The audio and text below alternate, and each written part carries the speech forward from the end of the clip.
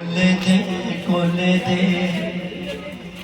দে কোলে দে কোলে দে মায়া মিনা বলে দে এ কোন আকাশের চাঁদ দে কোলে দে মায়া মিনা বলে দে এ কোন আকাশের চাঁদ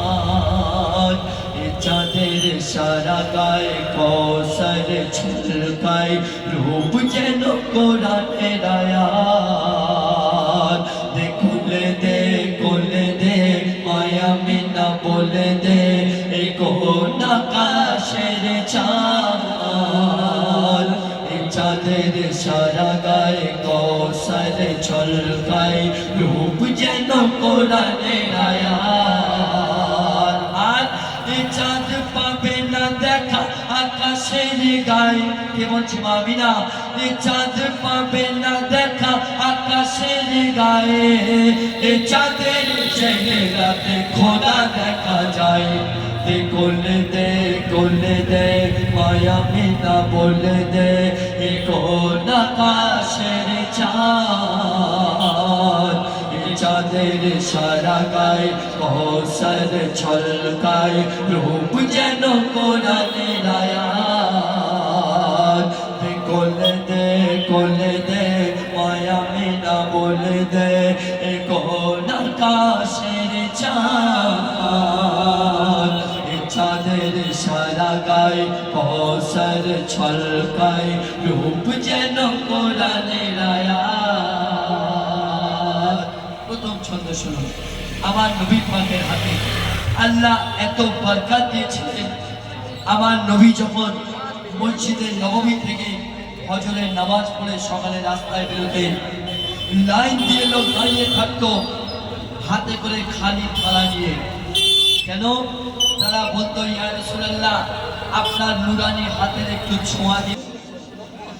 সকাল বেলায়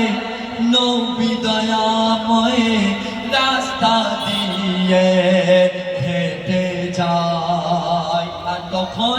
দাঁড়িয়ে সওয়ালে খালি থালায় নবীর হাতে ছোঁয়া যায় কেন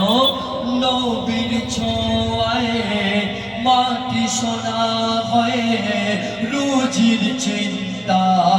মিটে যায় আর নবীর সিলায়ে যে যা কিছু